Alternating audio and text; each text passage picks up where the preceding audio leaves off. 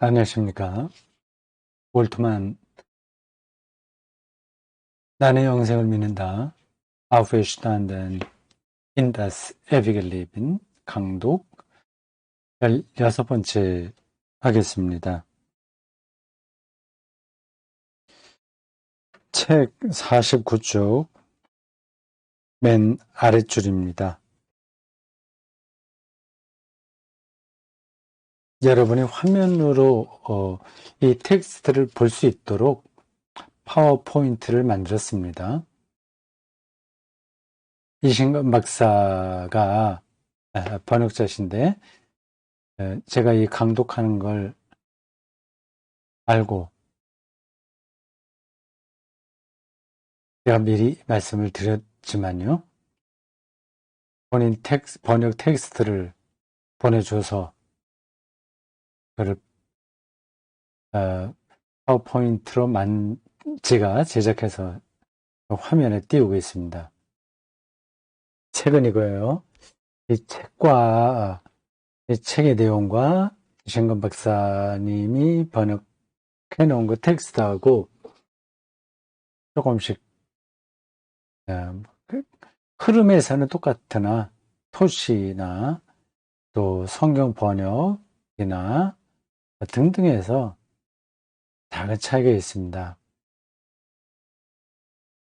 이제 요것도 좀 옆에다 놓고 보면서 그 파워포인트 여기 떠 있는 거 그걸 주로 중심으로 해서 읽겠습니다. 그리고 이제 설명하려고 합니다. 진도는 천천히 나가요. 한번 이제 파워포인트 텍스트 한번 보십시오. 장면을 딱 바꾸면 됐죠. 네. 그리스어 파다디노나이 파라티도나이 내어주다가 바로 이와 일치한다. 이와 일치한다고 할 때 그 이와는 앞에 있는 내용입니다. 하나님의 사랑을 가리키는 거죠. 자기를 내어주는 게 바로 하나님의 사랑이니까요. 그리스도는 하나님에게 버림을 받은 자들 곁에 있기 위해 하나님에게서 버림을 받았다. 말이 이상하죠?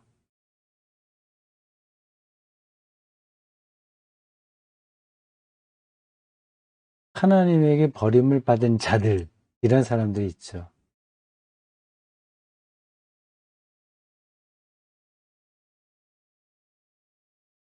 하나님의 버림받은 자들.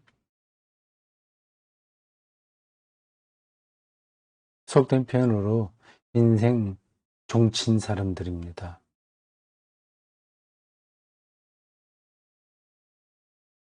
많죠. 우리 인류 역사에서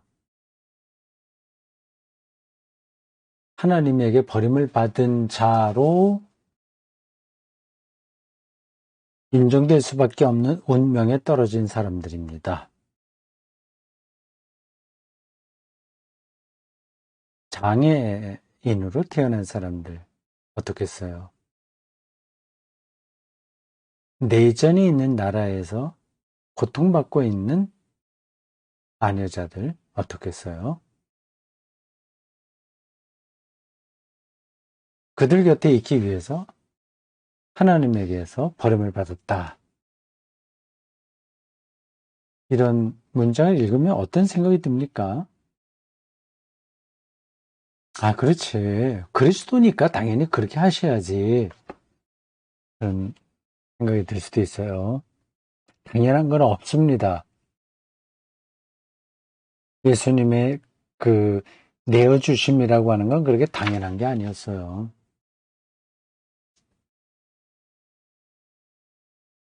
혹은 또 십자가 처형받은 건 분명한데 그게 어떻게 하나님에게서 버림받은 자들 곁에 있는 거냐? 그건 서로 다른 거지. 아주 극심한 장애로 태어난 아이들이 그 예수님의 십자가 죽음과 무슨 상관이 있다고 이런 말을 한단 말이냐. 그런 질문이 가능합니다. 이제 그 사이에 연결선을 찾을 수 있는 사람은 기독교 신앙 안에 깊이 들어온 겁니다. 그걸 설명하는 게 신학이기도 하고요. 그거 조금 비약이 되는 것 같다. 이런 생각을 하시겠죠. 부분적으로는 비약이 있는데, 거기에 어떤 연결고리가 있습니다. 그걸 이제 잘 해명하는 사람이 뛰어난 신학자인 거죠. 그래서 지금 그걸 따라가고 있습니다. 이게 어떤 건지가 조금 더 설명이 되겠죠. 하나님이 없는 자들, 곧 우리와 함께 계신다. 우리와 함께 계신다. 이게 이제 임마누엘이라는 이름의 의미죠. 이 문장은 좀 오해가 있을 수 있네요. 하나님은 하나님이 없는 자들, 하나님을 찾는 자들과 함께 계셔야지 하나님이 없는 자들과 함께 계신단 말이야. 이상하게 보입니다. 하나님을 부정하는 사람에게 하나님이 함께 계신다는 말인가? 이게 무슨 얘기지? 질문이 가능해요. 그리고 하나님이 없는 자들, 곧 우리와 함께 계신다고 했는데, 이게 무슨 말이야? 이런 글들은요, 어떤 한 부분을 이야기하는 겁니다. 바로 위에서 나온 문장인데, 하나님에게서 버림받은 사람들인 거죠. 우리가 다 버림받은 사람은 아니에요. 우리가 그렇게 버림받은 상황에 떨어진다고 하더라도 거기에 하나님이 함께 하신다. 라고 하는 겁니다.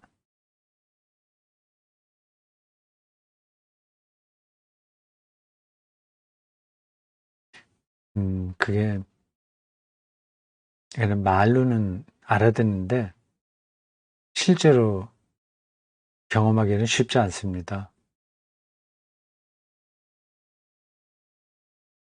장애인 자식을 키우는 사람들이 이 말에 공감할까요?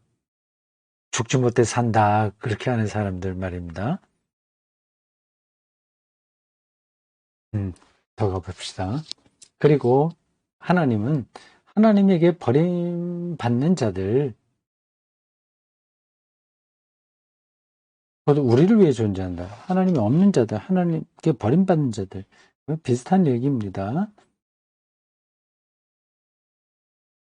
그러니까 하나님이 없다고 하는 건 하나님을 부정한다는 뜻은 아니고 하나님이 없는 것과 같은 상황에 떨어진 사람들이라는 겁니다. 하나님에게 버림받는 자들은 실제로 버림받았다는 게 아니라 버림받은 거와 같은 상황에 떨어진 사람들 가리켜요. 우리와 함께 계시다. 이 표현이 좀 구분됩니다. 우리와 함께 계신다 이렇게 돼 있고 그 밑에는 우리를 위해 존재하신다 돼 있어요. 비슷한 뜻이죠. 하나님이 악한 자들을 구원하신다는 것은 바로 이것을 뜻한다. 여기서도 실제 악한 자들이라기보다 자기가 얼마나 악한지를 철저하게 느끼고 고백하는 사람들 가르칩니다.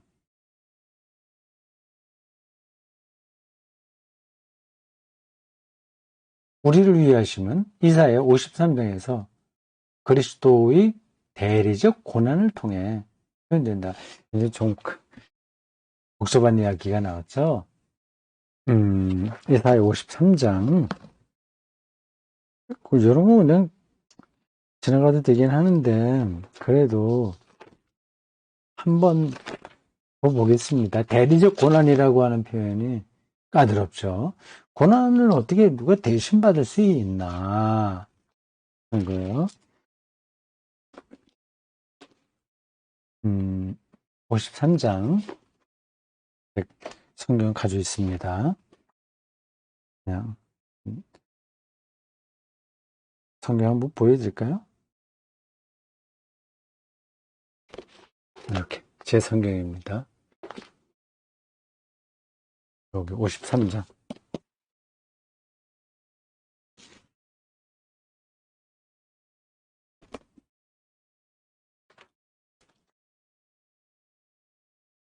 다시 본문으로 돌아와요. 여기 52장 13절부터 고난받는 종이라는 소제목이 붙어 있습니다. 고난받는 종. 여기에 그리스도론이 들어 있습니다. 우리는 끔찍하게 생각하죠. 고난받는 거는. 인지상정입니다. 누가 그걸 좋아하겠어요. 이사야는 거기서 아주 새로운 그러한 영적인 관점, 그런 것들을 본 거죠. 그리고 제자들은 그 이사야의 영적인 관점에서 예수 그리스도를 또 정확하게 이해했습니다. 여기에 53장 고난받는 종이 쭉 나옵니다. 53장 5절은 이렇습니다. 그가 찔림은 우리의 허물 때문이요 그가 상함은 우리의 죄악 때문이라. 그가 징계를 받음으로 우리는 평화를 누리고 그가 채찍에 맞음으로 우리는 나음을 얻었도다. 6절 우리는 다 양 같아서 그릇 행하여 각기 제 길로 갔거늘 여호와께서는 우리 모두의 죄악을 그에게 담당시키셨도다. 고난하죠. 아주 유명한 구절입니다. 그 구절을 제자들이 받아들여서 제자들과 교부들이 받아들여서 예수 그리스도의 대리적 고난을 설명했습니다. 예수 그리스도의 십자가 죽음은 우리를 대신해서 고난받은 행위라고 하는 거죠. 그분은 그러한 고난을 받을 이유가 하나도 없었어요. 그런 거 보면 이런 것들을 왜 밖에 있는 사람들은 좀 건 말장난 같아. 어떻게 대리해서 그 고난을 받을 수 있단 말이야. 본인이 책임을 져야지 그렇게 말할 수 있습니다. 근데 이거는 훨씬 더 깊은 의미가 있는 거예요. 예수 그리스도의 그 순전하심, 그 하나님의 아들이라고 불릴 정도로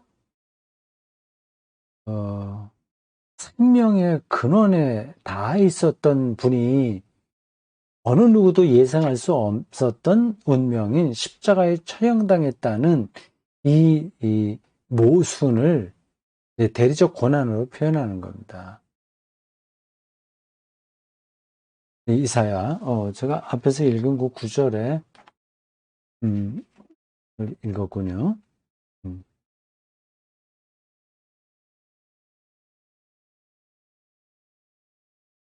제가 그 똑같은 구절 읽었죠?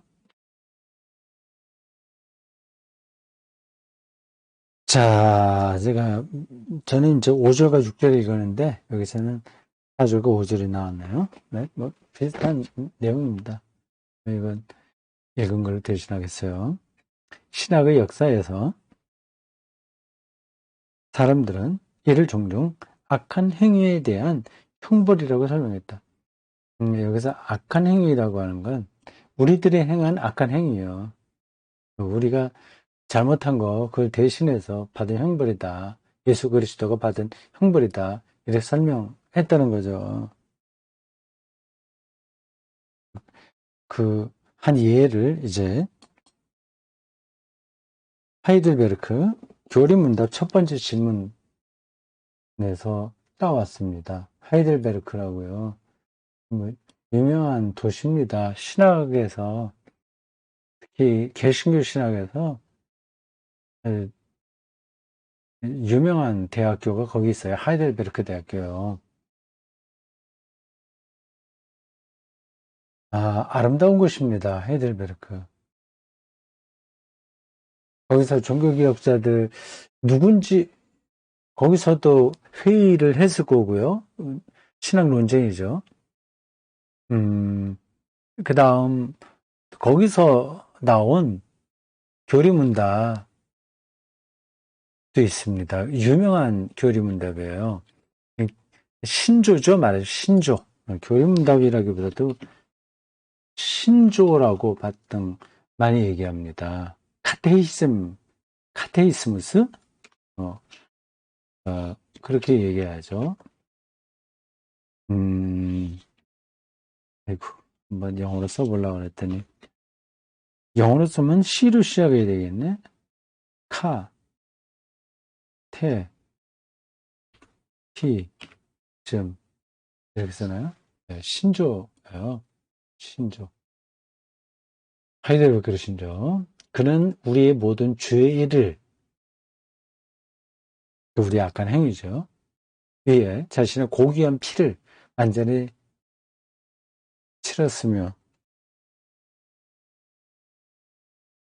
이 번역이 좀 이상하네. 고귀한 피를 완전히 치렀으며가 뭐야? 값으로 주고 치렀다는 뜻인데, 그는 우리의 모든 죄를 위해 자신의 고귀한 피를 완전히, 그 값으로 치렀으며 해야 되겠죠? 근데 뭐, 직역, 그러니까 값으로 이건 뺐을 것 같아요. 근데 피를 치렀다는 거는, 피를 완전히 치렀다. 이거는 우리의 죄를 용서받게 하기 위해서 그 값으로 자기의 피를 치렀다는 겁니다. 값으로 치렀다는, 값을 주었다는 거죠. 나를 마귀의 권세에서 해방했다. 치렀으며, 어, 치렀으며, 이로써 하는 게 하면 조금 더 의미가 잘 살 것 같아요. 이로써, 이렇게. 치름으로써 마귀의 권세에서 해방하였다. 하이델베르크 신조입니다. 이렇게 왔다 갔다 해. 아직까지 제가 이 PPT 작동을 원활하게 하지 못합니다. 이것은 그리스도의 고난과 죽음에서 우리를 위한 하나님의 사랑의 무한한 깊이를 설명하려고 한다. 우리 죄의 값을 치렀다 그예요.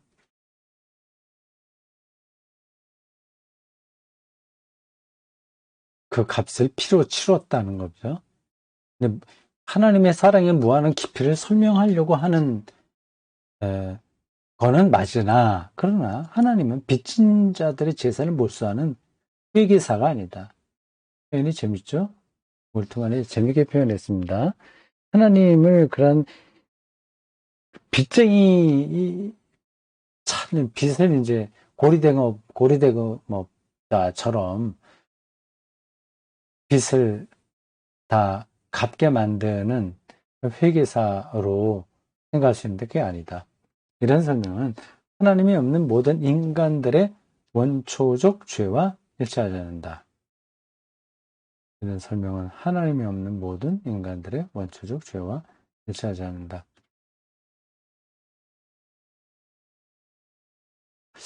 이게 말일까요? 이런 설명은이라고 하는 건 하이델베르크 신조 첫 번째 질문이겠죠. 첫 번째 질문에 대한 대답이죠. 예, 첫 번째 질문 항목 안에 있는 문장입니다. 하나님이 없는 모든 인간들의 원초적 죄와 일치하지 않는다.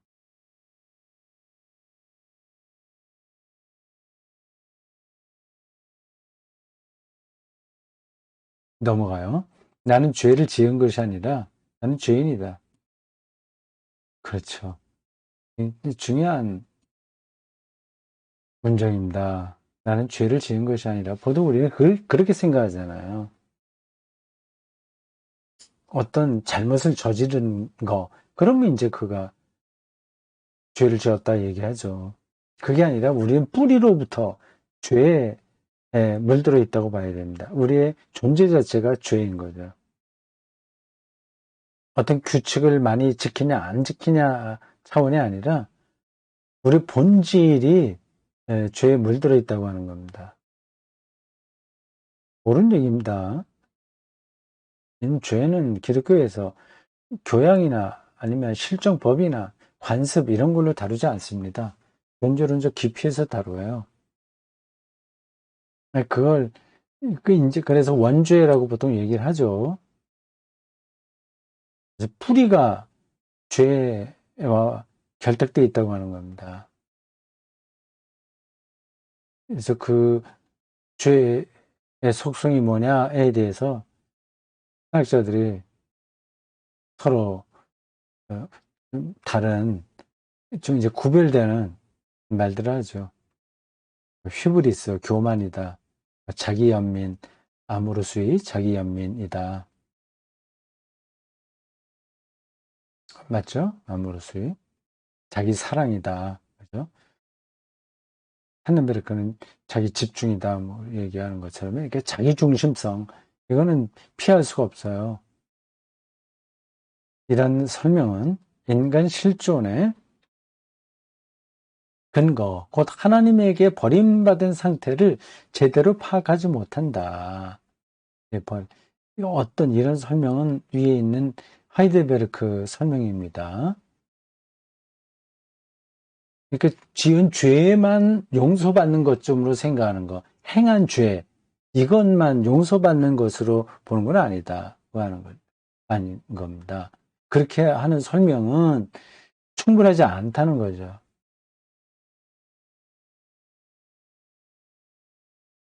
인간 실존의 근거, 곧 하나님에게 버림받은 상태를 제대로 파악하지 못한다. 인간이 모두 죽죠. 버림받은 상태죠. 뭐 착한 사람이나 세상에 착한 사람은 없긴 한데 어쨌든 우리가 그렇게 구분한다고 하더라도 착한 사람이나 못된 사람이나 다 죽잖아요. 버림받는 거죠. 그리고 이런 설명은 하나님의 마음과 사랑을 알지 못한다. 죄를 졌냐 안 졌냐 때문에 우리를 사랑한다 아니다 하는 게 아니라 실존 자체가 죄임에도 불구하고 사랑하신다는 거죠. 거기에서 우리는 그 사랑의 더 깊은 차원을 경험하는 겁니다. 이런 설명을 들으면서 그럼 뭐 잘못 저질러도 아무 상관없겠네. 거기 똑같으니 이렇게 말하면 그건 이제 더더욱 하나님의 사랑을 모르는 사람인 거죠. 이런 설명은 율법적인 죄 개념 때문에 경건하지 못한 사람을 의롭게 해주시는 하나님의 창조적인 의로움을 이해하지 못한다. 경건하지 못한 사람, 율법대로 살지 못하는 사람, 부도덕한 사람들을 의롭게 하는 하나님의 창조적 의로움과는 거리가 있는 거죠. 자꾸만 뭐 행한 거, 잘못한 거, 그걸 용서받는다고 생각하면 안 돼요. 중요한 문제입니다.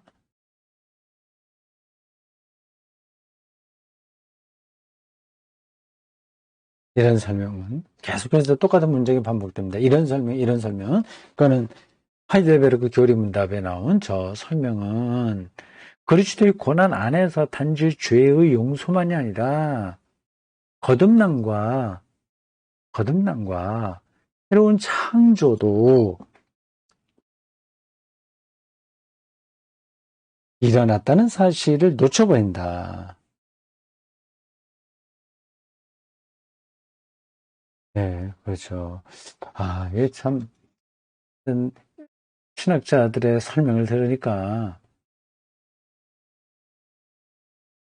기독교 신앙의 깊이가 전달되죠. 우리는 너무, 피상적으로 기독교를 알고 있어요. 그러면서 뭘 아는 것처럼 큰 소리 치죠.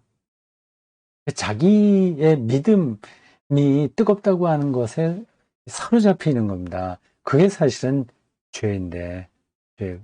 믿음을 자랑하는 것도, 그것도 사실은 죄입니다.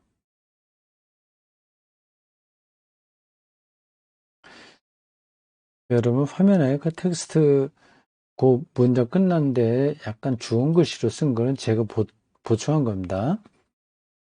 위에 설명, 이 뭐냐 하는 거죠. 좀 까다롭게 나오긴 했는데 이렇게 저렇게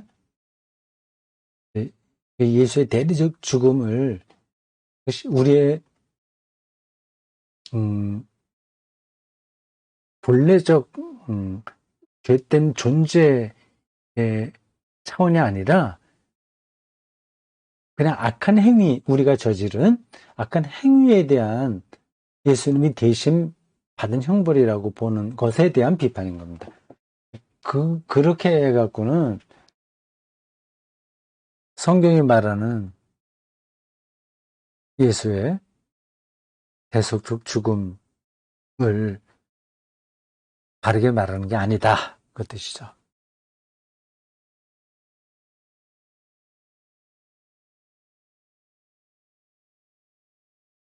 로마서 5장 20절을 인용했습니다. 그러나 죄가 많은 곳에 은혜가 더욱 넘치게 되었습니다. 역설적인 표현인데요. 이거 죄를 더 짓자고 하는 게 아니라 우리가 발버둥 쳐도 죄에서 우리가 자유롭지 못하거든요. 그렇잖아요. 여러분들이 다 인정하잖아요. 근데 그거를 더 깊이 느낄수록 그게 죄가 많은 것이에요. 난 정말 불가능한 존재구나 하는 걸 느끼는 거죠. 네, 그런 것들을 더 절실하게 느끼는 사람 혹은 그곳에 은혜가 넘친다. 하나님의 은혜가 넘치는 거죠. 네.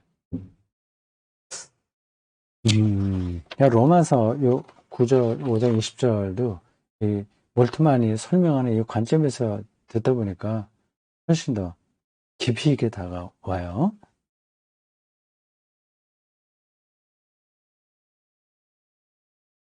그 다음 문장도 중요합니다. 은혜는 단지 허물만을 제거하는 것이 예? 아니다. 허물. 잠깐 우리는 허물 갖고서 얘기하잖아요. 허물. 예? 허물.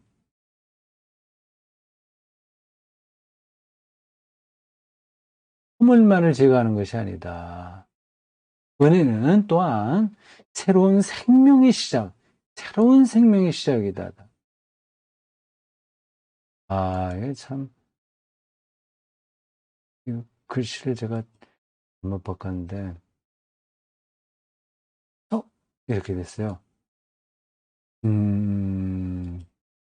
왜 이렇게 엉성하게 제가 글씨를 강조한다고 그래 잘못했네요. 은혜는 단지 허물만을 제거하는 것이 아니다. 새로운 생명의 시작이다. 내가 뭐 잘못한 거 용서받았으니까 기쁘고 감사합니다. 여기에 떨어지는 게 아니라 새로운 생명의 시작. 그러니까 죄인이 아니다. 의로운 자라고 하는 그 새로운 출발점을 얻게 되는 거죠. 그 은혜예요. 값싼 은혜가 아니라 무거운 은혜입니다. 새로운 생명의 시작. 이것도 여러분 꼭 기억해 둬야 되겠네요. 새로운 생명의 시작. 자, 오늘 일단 여기까지 하고 다음 이제 17강에서 새로운 주제로 넘어가겠습니다. 그래도 끝날 때 한번 얼굴을 봐야 되는데, 네, 장면 전환했습니다. 네, 오늘 16강 끝났고 17강에서 뵙겠습니다. 네, 고맙습니다.